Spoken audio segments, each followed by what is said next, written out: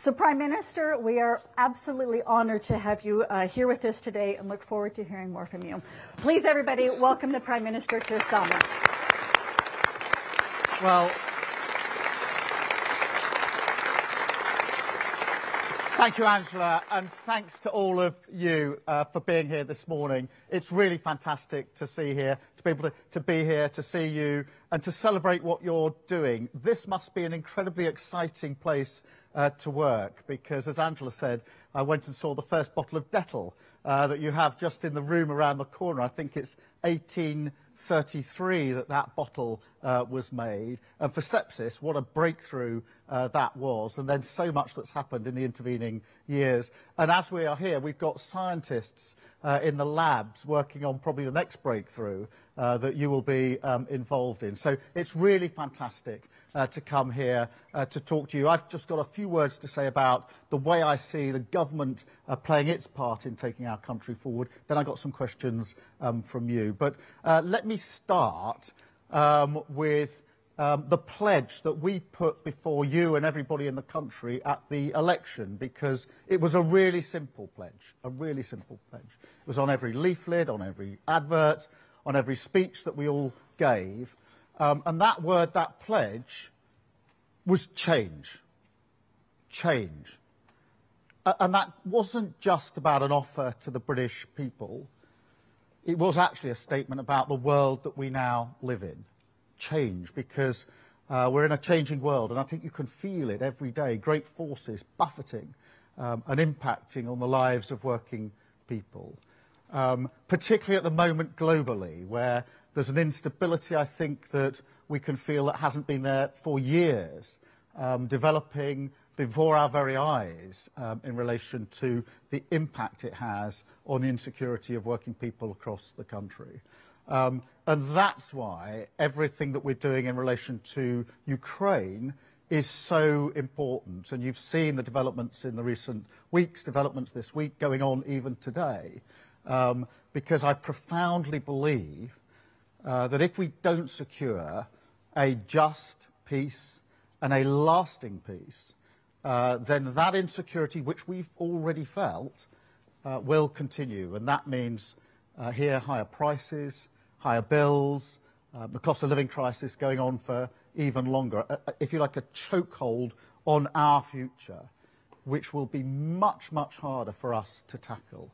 And look, we know some basics. Putin's appetite for conflict and for chaos is already there, and it will only grow. And Russia is already menacing our skies, our waters, our streets, and our national security.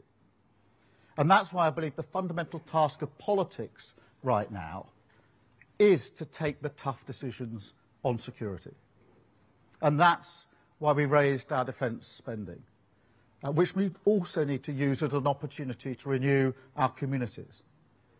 Because if you like, more now than ever, national security is economic security. And strength abroad, and we definitely need that more than ever at the moment, but that demands security back at home. Because, look, you're not strong if your energy security is exploited by Putin.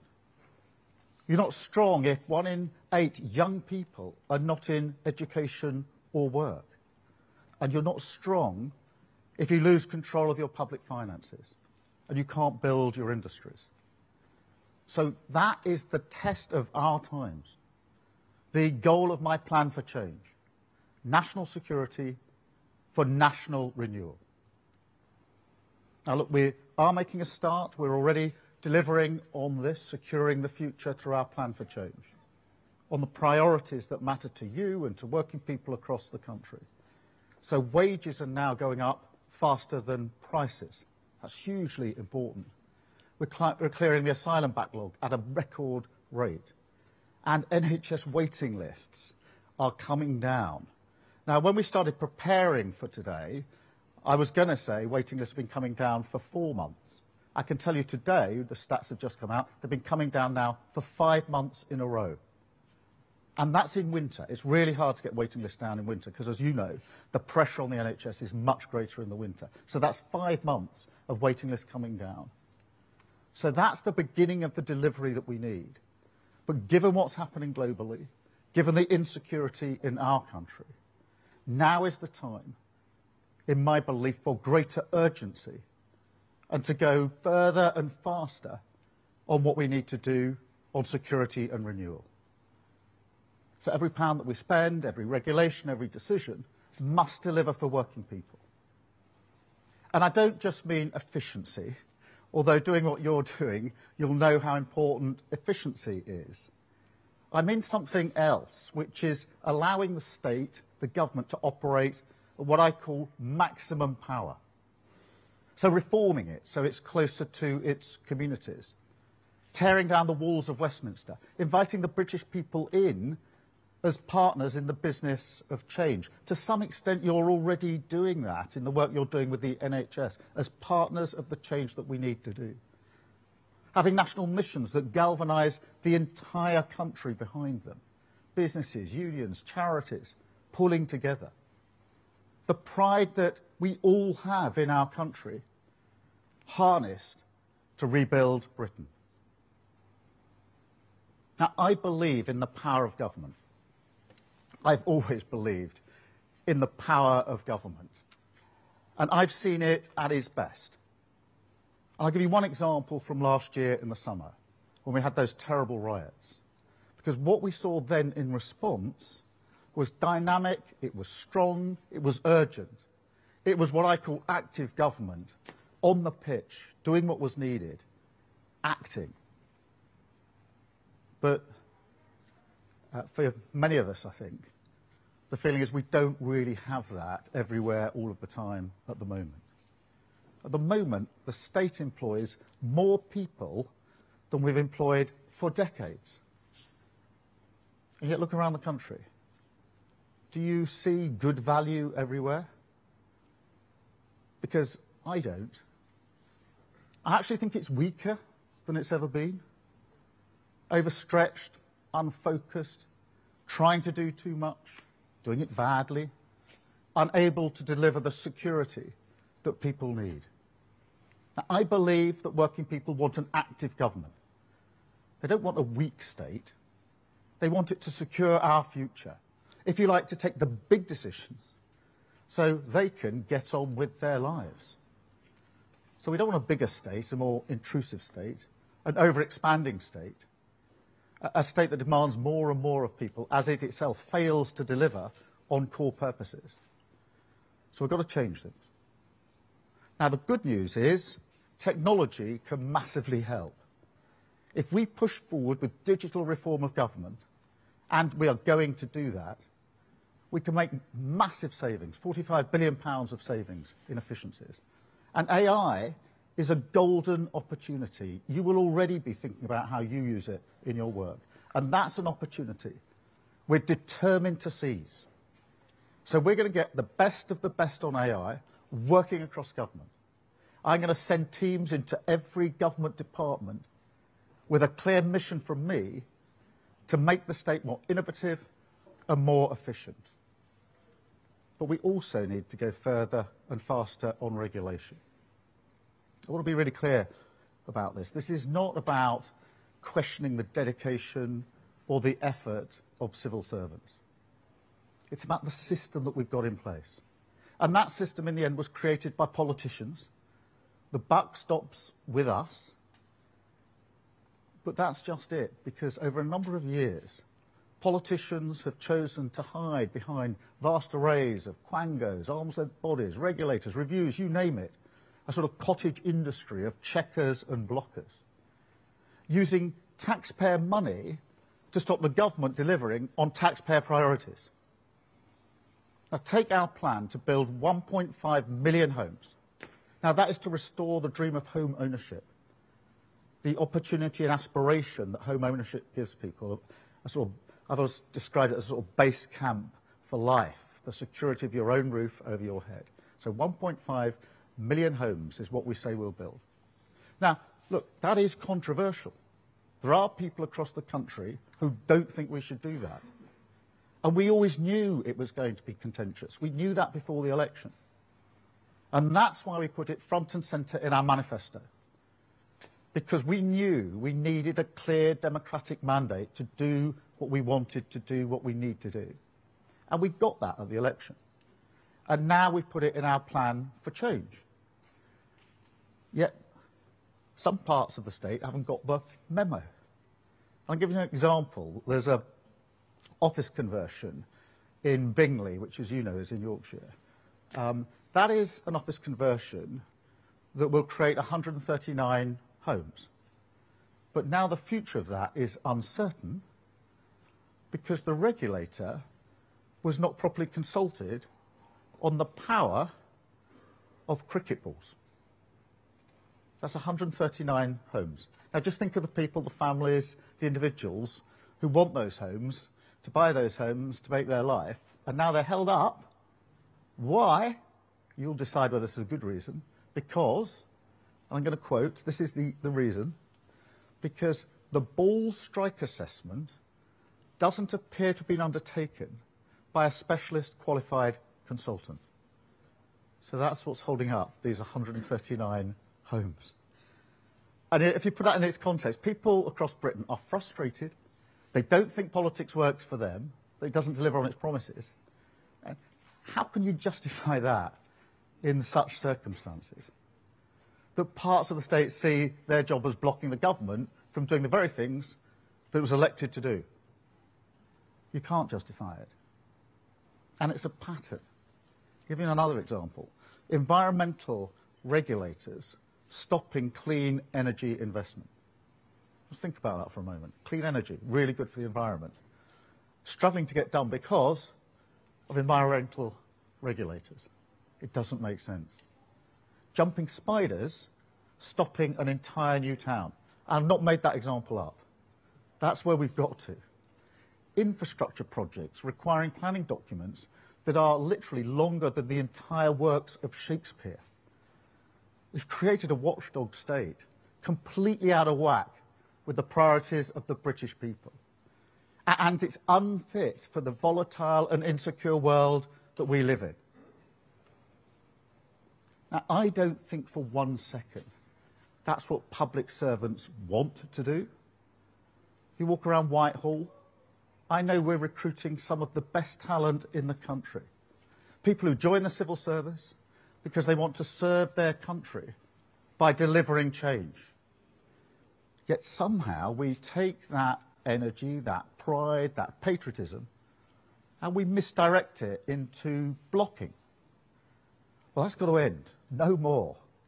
We were elected to take on the blockers and to deliver change. And that is what we'll do. So we're going to stop the cynical legal challenges that stop building. Cut statutory consultees who can veto government activity. Hack back the thicket of red tape that stops us getting things done. And look, there's no need to compromise on important things like building standards. And there's no good reason that building and nature have to be pitted against each other on every single site. We can have the best of both. Less regulation, more building, and a massive scale up in nature with a new nature restoration fund. And if you think this is hard enough for the government and the state, and it is, and we're frustrated, and we're going to change it, imagine what it feels like for small businesses.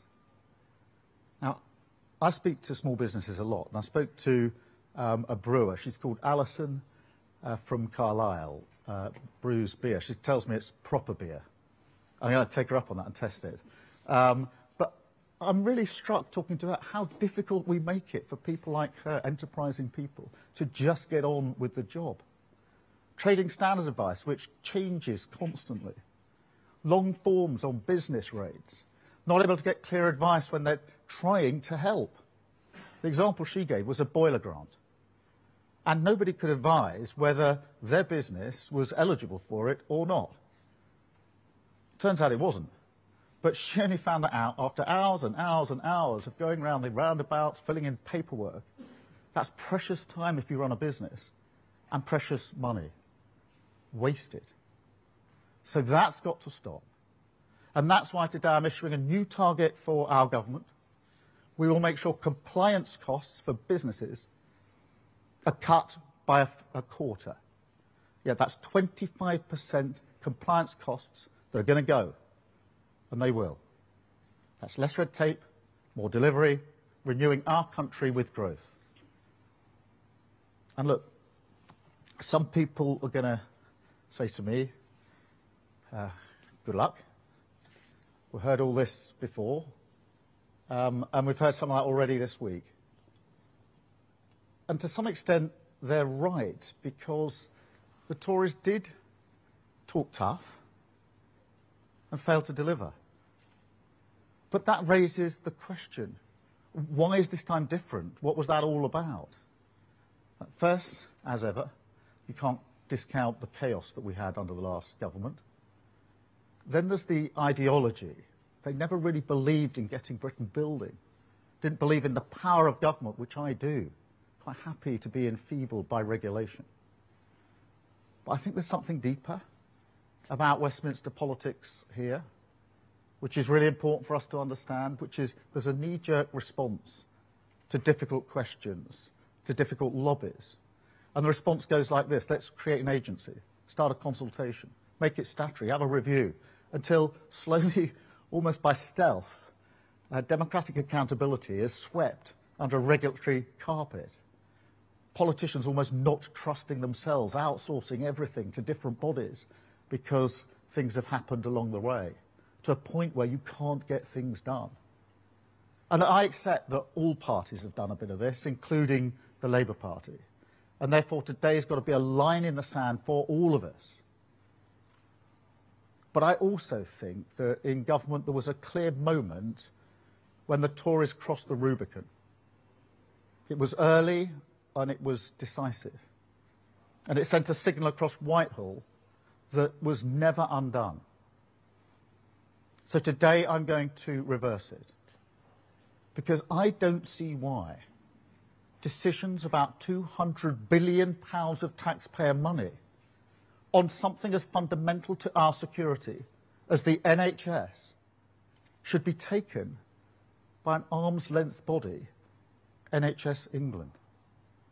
And I can't, in all honesty, explain to the British people why they should spend their money on 2 layers of bureaucracy. That money could and should be spent on nurses, doctors, operation, GP appointments. So today I can announce we're going to cut bureaucracy across the state, focus government on the priorities of working people, shift money to the front line. So I'm bringing management of the NHS back into democratic control by abolishing the arm's-length body NHS England. That will put the NHS back at the heart of government where it belongs, freeing it to focus on patients, less bureaucracy, with more money for nurses, an NHS refocused on cutting waiting times at your hospital. Now, tough choices won't just stop there. In this era, they will keep on coming. Our task is clear: national security, national renewal, driving change forward with a plan for change, focused on the interests of working people, securing our future.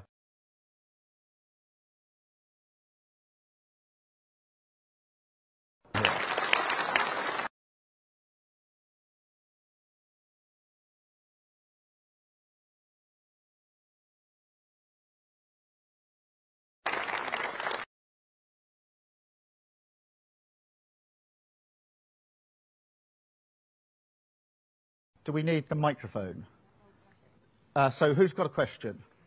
Let's go here first.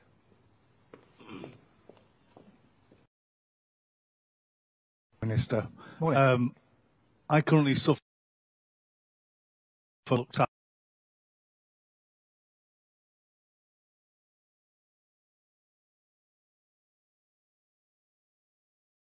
every I'm day sorry, house. I'm sure.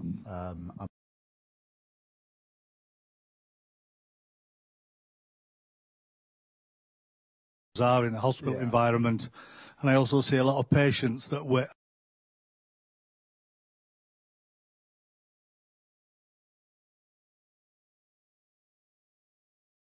removing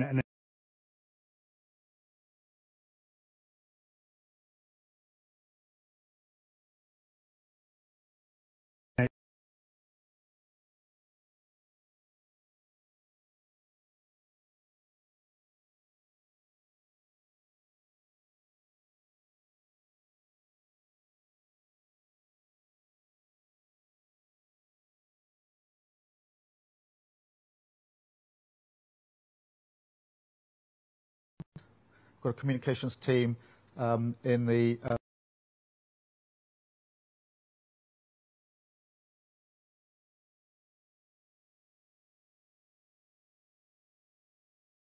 once. If we strip that out, which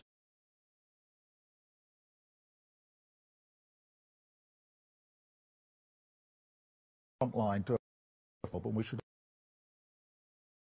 also think they're brilliant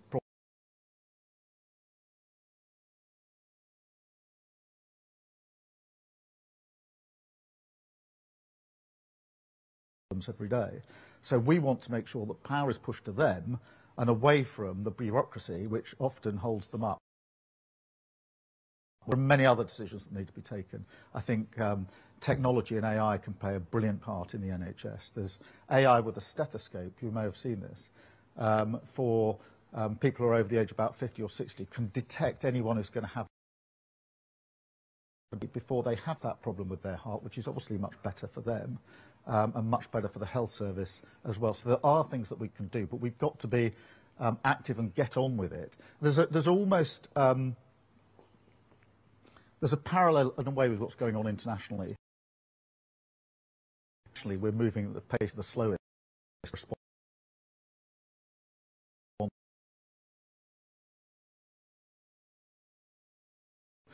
Thank you for being.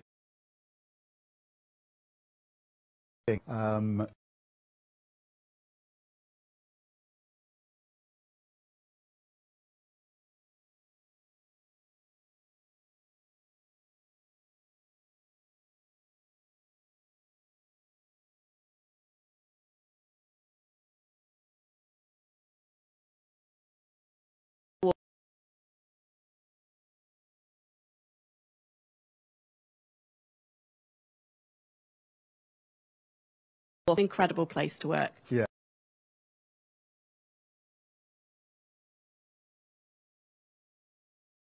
A really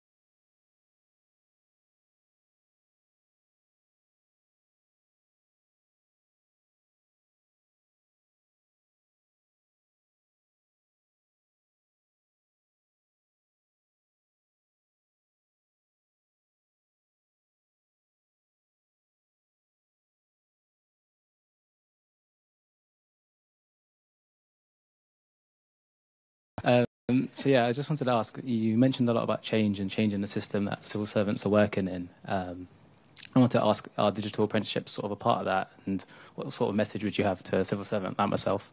Yeah, well, let me just explain to everybody else.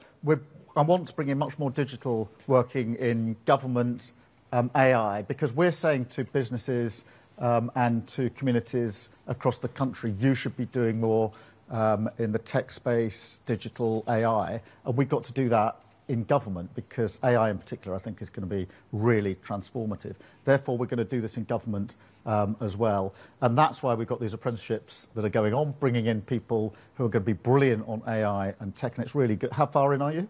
Yeah, 2 months. 2 months in, fantastic. So we're bringing people in to do this, to transform the way that we do our business. There are so many examples of how this can be done. The Ministry of Justice requires every probation officer to record every conversation they have, for obvious reasons, in their line of business. And up until now, it's been hours, hundreds and hundreds and hundreds of hours, human hours, doing the recording, bringing it all together, making sure it's all in the right shape and order. That can be done so much more quickly using tech and AI. Same with planning applications. There's a huge amount of information out there that just needs to be brought together in one place. We can either use hours and hours of human time, or we can get AI to do it. And I'm going to say something that may sound counterintuitive, but I think AI is going to make us all more human. You may think that's a bit of an odd thing to say, given, you know, digital human. But I'll tell you what inspired me. I've met a social worker at a reception we had 2 weeks ago in Downing Street, and she's using AI. And she says, what I've done is I've used AI to compile all my notes, all the material and the guidance I need, and bring that all into one place. And that saves me so much time, I can use my human professional time on the judgment call that I need to make. And that's, I think, where we get the maximum benefit out of this. So good luck with your apprenticeship, and we're going to need you. Yes. Hello, I'm Emily Rumsey, and I work here in quality. So, And today, how long have you been here? Over 20 years. Oh, fantastic. Yeah. Now, it's always a sign of a good business, when people stay for a long time. That's usually a happy workforce. So this is good. Yeah, and I've worked in both the factory and on the R&D side as well, Okay. so which is great. Today's announcement is about removing barriers and red tape. And as a fast-moving consumer goods, you know, it's really crucial for us to have that speed from conception to market for our goods. How will today's announcement help us improve that speed, you know, when it comes to our new and innovative products across our health and hygiene portfolio, which help people to help themselves and obviously reduce the burden on the healthcare system? Yeah, well, we need to take down the burden of regulation. That's why I've announced today we're going to take 25% out straight away. We've just got to reduce the volume. And I've gone for 25% because I'm looking at the outcome here, what is actually going to reduce the burden overall. And we've got to be clear to get a target to get it out. There are, I don't know how many regulators across government. We've had each department going through, identifying every single regulator, putting it all on the table. There's just too much there. So that's why we're reducing it, to make it quicker. But also the response time to be quicker. And to be clear, if we strip that regulation away, we can put some of the money into the areas where we need it. Not your field, but one of the problems we've got with house building is we haven't got enough planning officers. So we've got lots of people who are busily dealing with consultations that I think we could shorten or get rid of altogether. And we haven't got enough people doing the planning decisions. So people are just held in a queue. And it will be the same in other sectors where you're just wanting an answer from the regulator, but it's coming far too slowly to get on with the job. So we've got to get this sense of urgency in there. So thank you for that question. I'll come here for the...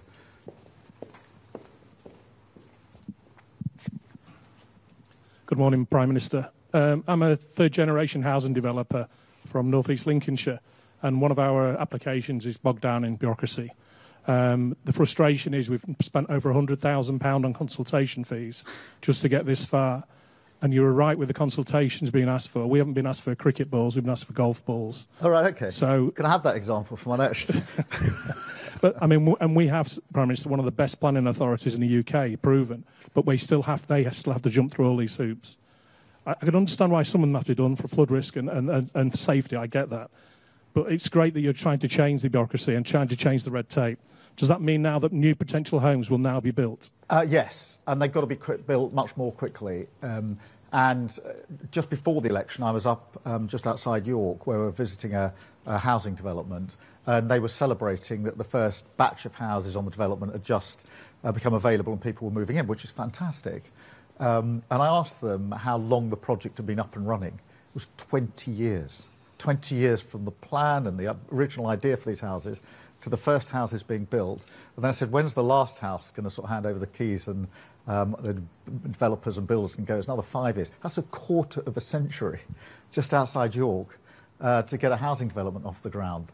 That is not a sensible way to do business. Yes, you can have an argument about where the housing should be, make sure it's the right standard, but you can't take a quarter of a century to get housing through, and you'll have plenty of other examples. We've just got to strip this away now and get on with it. And to go back to this point I was making before, internationally we've got to move at the speed of the fastest. I think in government in this country, let's move at the speed of the fastest, not the slowest person that holds everything up as we go along, and that's why we're making the changes that we have. So I hope to make your life a bit easier as we go forward.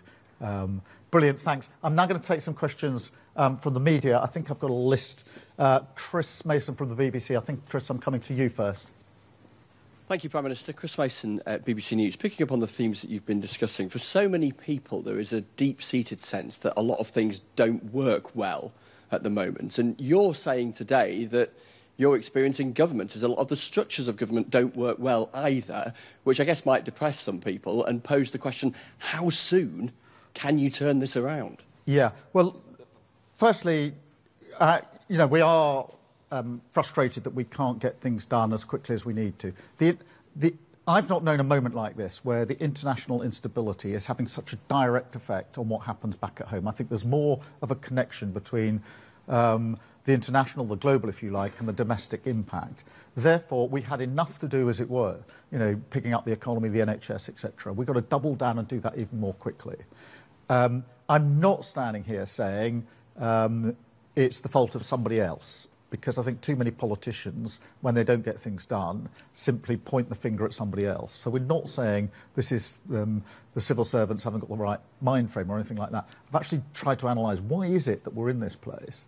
And I think that amongst the answers is that every time there's been a problem, a crisis, something's gone wrong in the system, there's tended to be a response, actually in good faith usually, which is let's review it, let's see what's gone wrong, let's make sure it doesn't happen again by making sure we put in arm's length bodies, put the decision somewhere else, have a long consultation and exercise.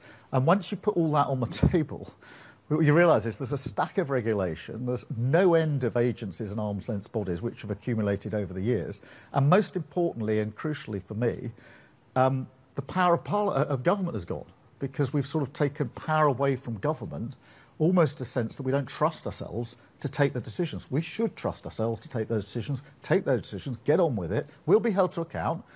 We've said what we want to achieve by the next election. I know I'll be judged against that, and rightly so. Everybody in this room and across the country ought to go into the next election saying he said he would do these things, and has he delivered them? So I should be held to account, but for that to happen, I think we need government to move at pace with a real sense of urgency, and that's why we're taking these measures today. Thank you, Chris. Beth from Sky. Thank you, Prime Minister. You've just announced the abolition of NHS England. There's about 13,000 job cuts there. You've also talked about an ever-expanding state, signalling, I think, thousands of other job cuts across the state. You're about to announce billions of cuts to welfare, so billions in welfare savings. At your manifesto launch, you said to me, and this is a direct quote, there will be no austerity under a Starmer government. If this isn't austerity, what is? And do you at least accept that some people will feel that this is austerity again? And if I may be cheeky and ask you a second question. I knew you'd do this, Beth. I see Beth and these journalists a lot, and they always do this to me. I say, well, you've got one question, what's your question? And then it usually starts with Beth, and everybody does it afterwards. There's always a second. So, Beth, really let's keep up that tradition. So I'm going to be a bit cheeky. Look, it's about trade, because at the White House, when you were there with President Trump, he said the UK might be able to avoid tariffs. He seems to have gone back on that. We are being slapped with tariffs. Do you hope to achieve a deal in the next few weeks that will get those tariffs removed?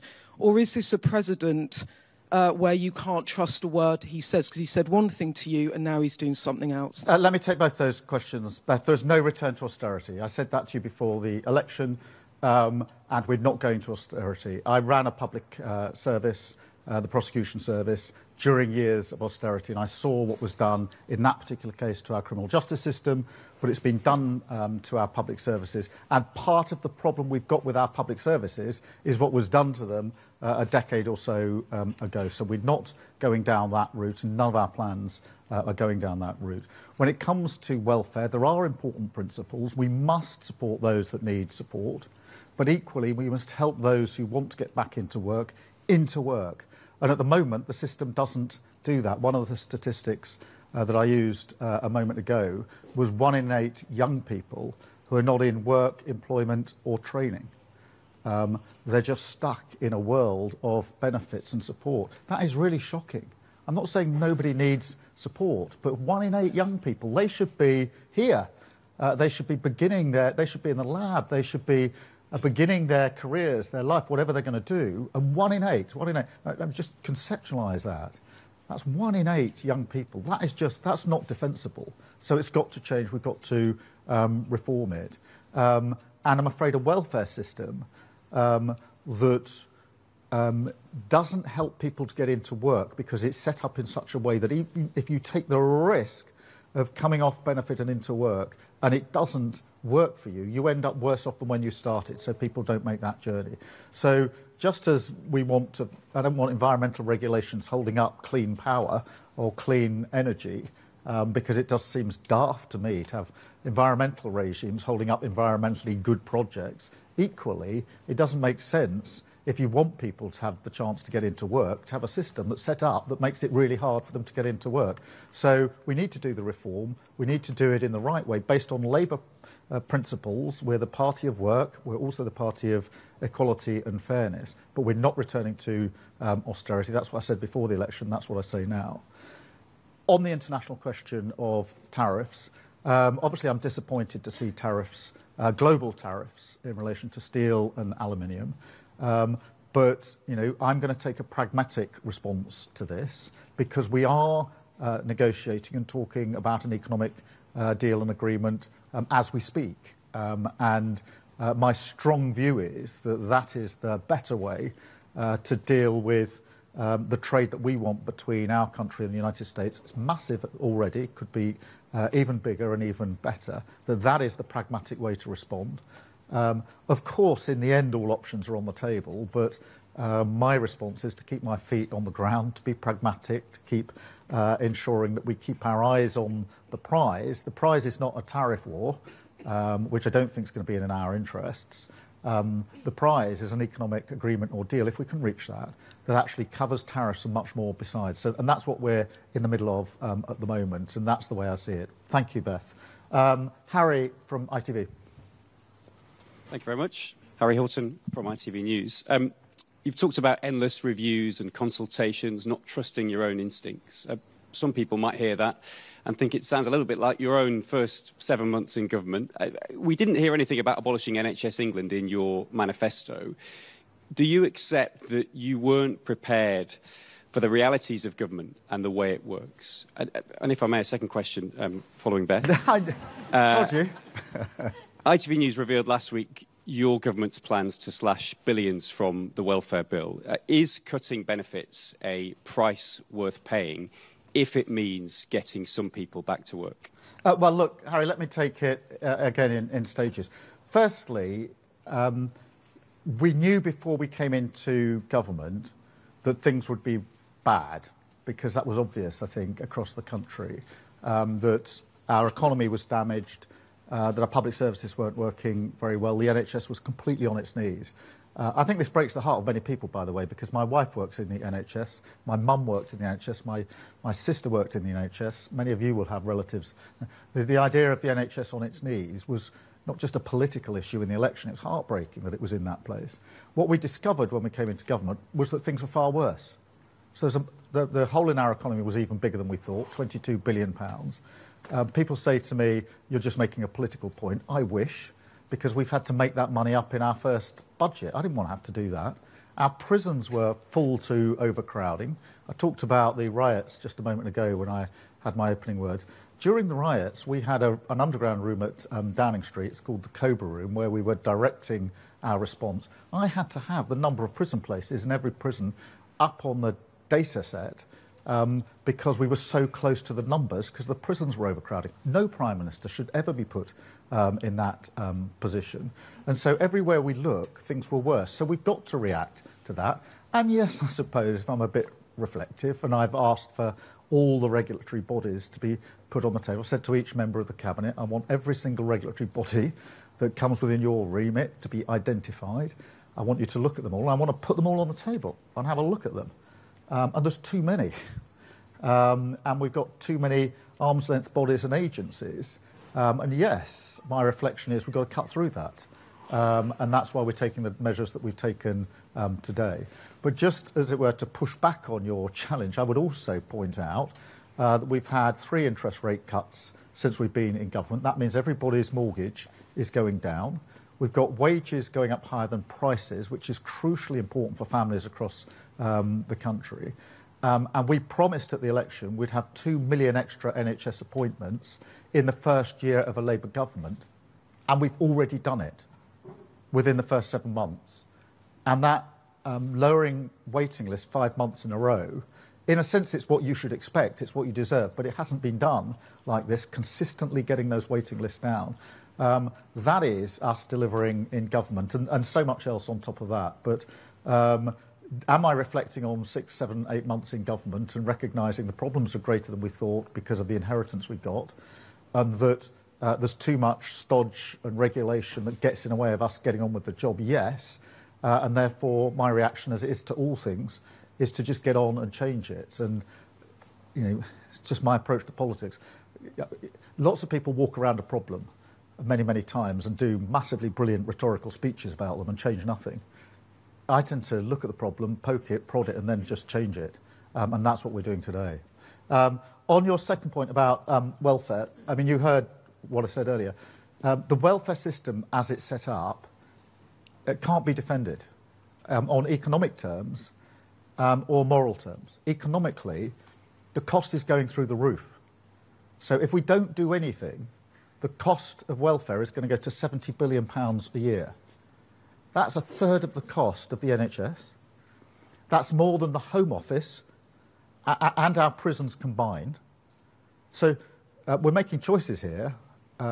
What we do about, most people say to me, look, I need more police officers on the beat. I want to see the criminal justice system working. I want to know I can walk down my high street safely.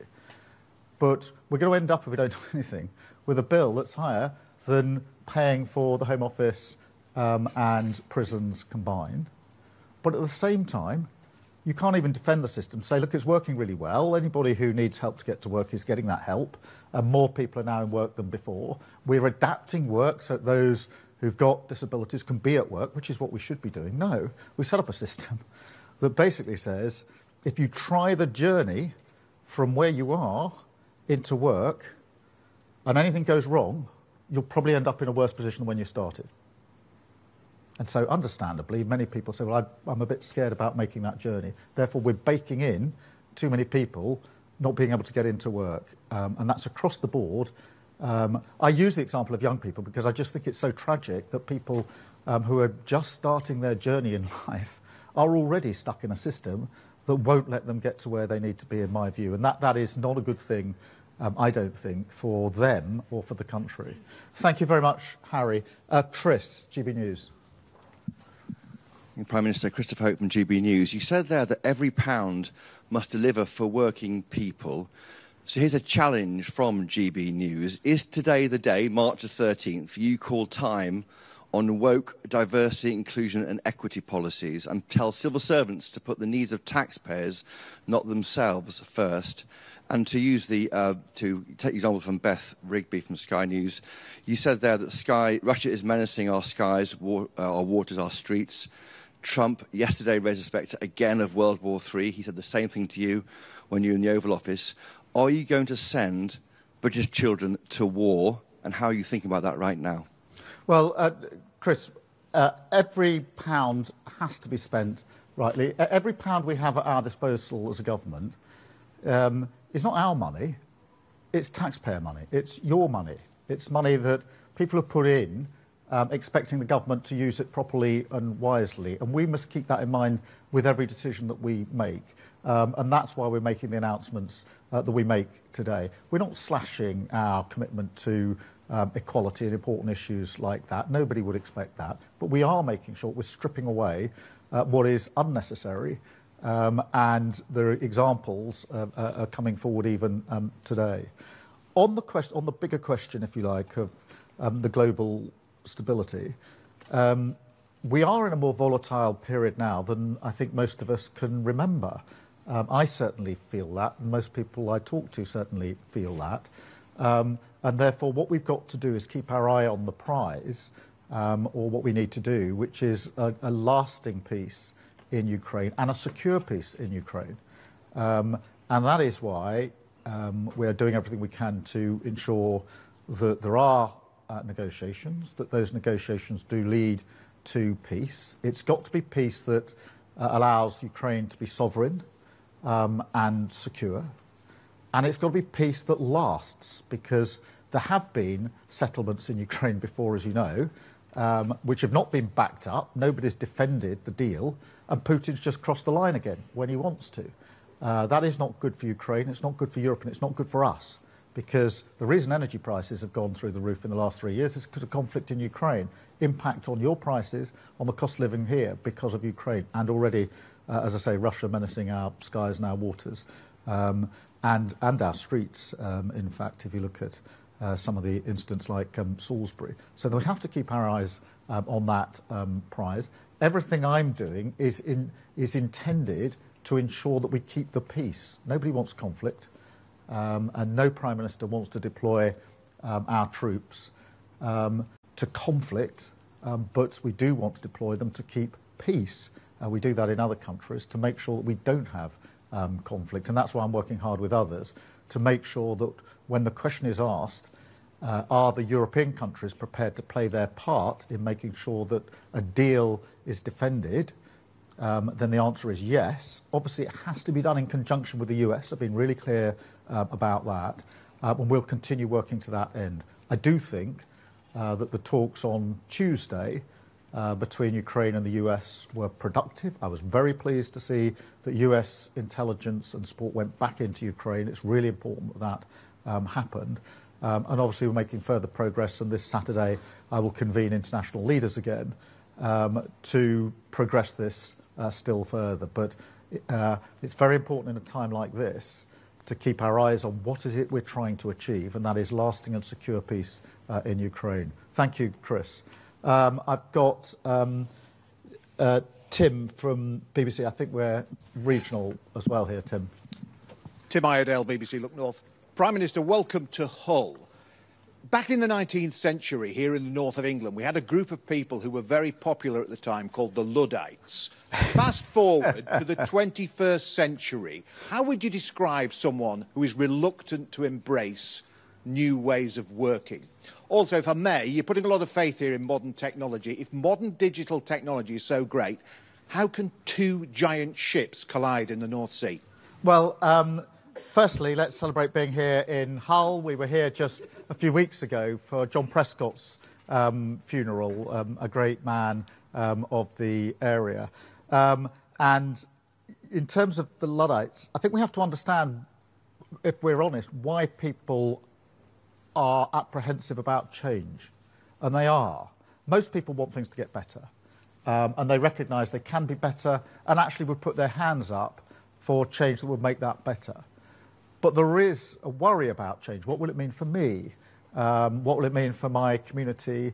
What will it mean, will I have to take responsibility for something that might go wrong? So we have to bring people with us on this journey.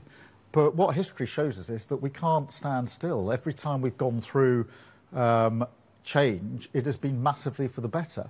Take energy, and we've been through big changes of energy as we've gone through the age of sort of coal, to oil and gas, and now on to renewables. They're all big periods of change, but they bring big opportunities with them. This is another moment of opportunity, and we need to bring people with us on that, but we need to seize it, because in the end, if we don't change, we can't deliver for working people across the country. Everybody wants a better NHS. Everybody wants their roads and their railways to work better. Understandably, that is a perfectly reasonable demand. People generally want a safe and secure place that they can live, either in reasonable rented accommodation or ideally buying their own home.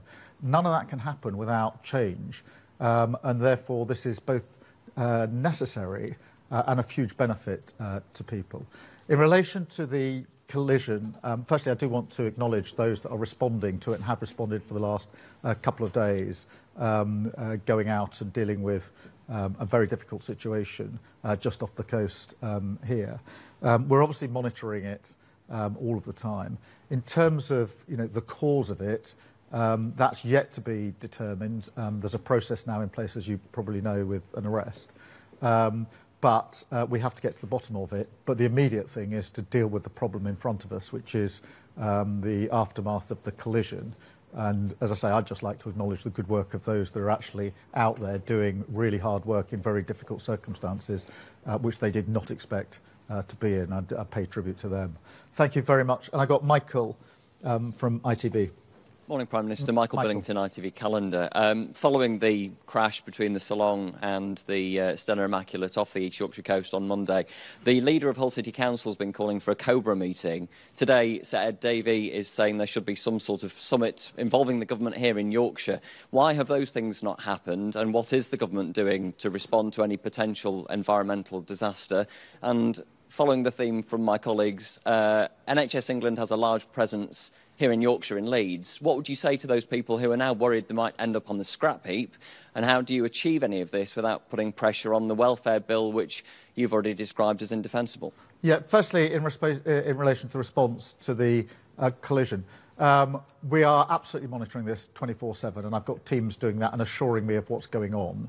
At the moment, the situation is reasonably contained, and obviously we will do whatever is necessary, but rest assured this is being dealt with 24/7 by government departments, and I am getting answers through to me because I need to be assured that that is happening, and therefore I myself am plugged in and making sure that we've got what we need. And I'm not closed-minded to whether we need to do something else, but at the moment the most important thing is to ensure that the action that's needed to retrieve and recover the situation is uppermost. I just want that to happen as quickly and as safely as possible. So that's what's uppermost in my mind. Look, in relation to the NHS, we can't, you put to me all of the reasons why nobody ever does anything, because there's always a consequence of a decision. And if the answer to every decision is I'm not going to do it because there can be consequences, you never make any decisions. And then you end in this sort of defensive crouch where nothing gets done. Is it a good idea for the front line of the NHS to get rid of 2 sets of comms teams, 2 sets of strategy teams, 2 sets of policy teams where people are basically doing the same thing? Yes, it is. And it's very difficult for me to look at people who desperately need the NHS, haven't got the treatment that they want at the speed they want through no fault of the front line, say, I could do something about it. And I don't think this duplication is very sensible, but I'm not going to do it. That is what's gone wrong in politics, which is an unwillingness to take difficult decisions. And that's why we end up where we are. So we have to take difficult decisions. Obviously, the people in NHS England are hugely qualified, highly skilled, doing a fantastic job. And we will work with them in relation to what comes next. Of course we will, because I believe in dignity and respect at work. I believe in dignity and respect of every single individual. It's one of the most important values that I hold as a politician and before I was a politician. So I'm not abandoning anybody in this, but I can't look people in the eye who say I want a quicker appointment and say I could do something to help you, but I'm not going to do it because I'm somehow fearful of making a difficult decision. I'm not going to do that. I haven't done that in politics. I'm not going to start now. Thank you all very much. Thank you all for being here. Thank you particularly for those that are behind me, because I realise I've been facing this all the way. So I'll come and say hello to you, and thank you for standing all the way through as well. Thank you, and thank you, Angela. It's a fantastic place to be. I want to come and relocate here. Look, this is how we should be working, modern, this open. This is where the action happens. You should come into Downing Street. It's a little rabbit warren of dark rooms, half of them underground. This is great. So we'll have to do an office swap at some stage. Yes, absolutely. Well, we thank you so much on behalf of all of us at Reckitt Hall. Thank you, Prime Minister, for coming and sharing your news with us. We are absolutely committed to the growth, and we want to be a big part of that. And the people in this room and around the globe at Reckitt are really, really looking forward to the continued impact that we can have, not only here within the UK, but around the world. So again, thank you for your time today, and we wish you well. Thank you very much. Thank you all of you.